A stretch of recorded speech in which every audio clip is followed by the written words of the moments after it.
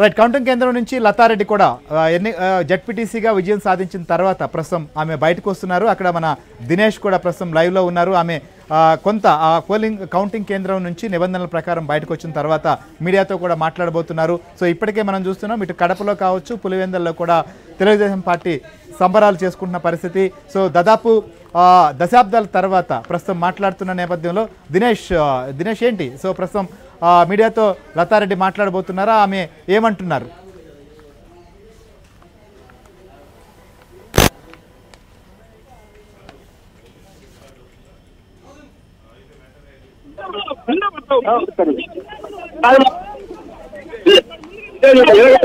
Okay రండి sir. మొత్తంగా లతారెడ్డి గారు ఇంకాసేపు ఇప్పుడే మీడియాతో మాట్లాడబోతున్నారు. ఎన్నికల కేంద్రం నుంచి బయటకు వస్తున్నారు. ఆమె బయటకు రాగానే కౌంటింగ్ కేంద్రంలో మీడియాతో మాట్లాడేది అని చెప్పి ఆమెని దగ్గరుండి కౌంటింగ్ కేంద్రం నుంచి బయట వచ్చిన తర్వాత మాట్లాడతారు. అమ్మా చెప్పండి.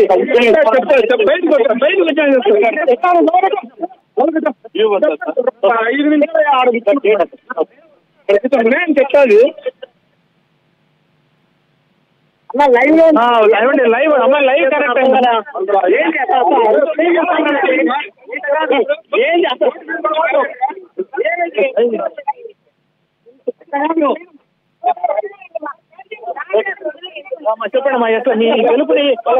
లతారెడ్డి కూడా కౌంటింగ్ కేంద్రం నుంచి బయటకు వస్తున్నారు. సో ఎన్నికల్లో విజయం సాధించిన తర్వాత ఆమె రియాక్షన్ కూడా స్పందించబోతున్నారు. ఇప్పటికే మనం అక్కడ ఏదైతే ఇన్ఛార్జిగా ఉన్నటువంటి మంత్రి సవిత కావచ్చు, శ్రీనివాసరెడ్డి వీరందరూ కూడా మాట్లాడి ప్రస్తుతం ఆ మీడియాతో మాట్లాడుతున్నారు. లైవ్ చూద్దాం.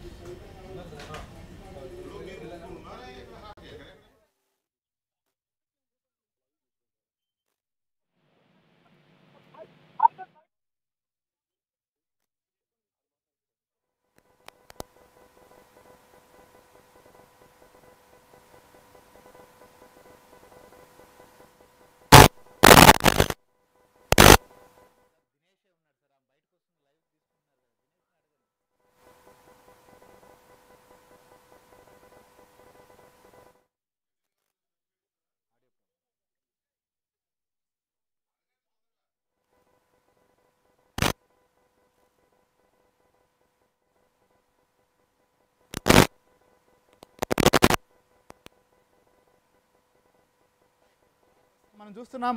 సో తెలుగుదేశం పార్టీ అభ్యర్థి లతారెడ్డి కూడా కౌంటింగ్ కేంద్రం నుంచి బయటకు వచ్చారు. సో మొత్తం తెలుగుదేశం పార్టీకి సంబంధించినటువంటి అభ్యర్థులు ఇటు పులివెందుల్లో కావచ్చు, అలానే ఒంటిమిట్టలో కూడా విజయం సాధించారు.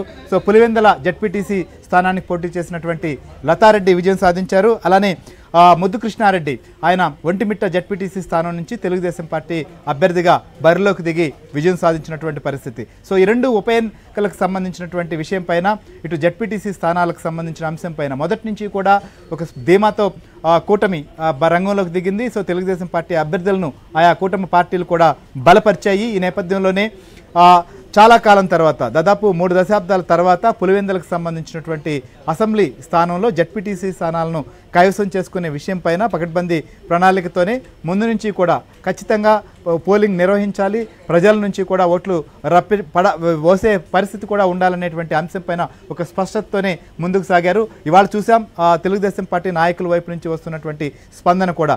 ఇక్కడ పులివెందుల్లో ఎన్నికల ప్రక్రియ సజావుగా సాగితే ప్రజలు ఎవరి వైపు ఉంటుంది అనేది కూడా స్పష్టమవుతుంది అనేది తెలుగుదేశం పార్టీ నాయకులు చెప్తున్నటువంటి వాదన. ఇంకొక వైపు వైసీపీ ఇప్పటికే ఈ యొక్క ఎన్నికల సంబంధించి కూడా పోలింగ్ను మేము బహిష్కరించాం, ప్రక్రియను మొత్తం కూడా ఆపాలని చెప్పి కోర్టుకు కూడా వెళ్ళారు. వారు ముందుగా నామినేషన్లు వేయడం, పోలింగ్ రోజున అన్ని ఏర్పాట్లు చేయడం,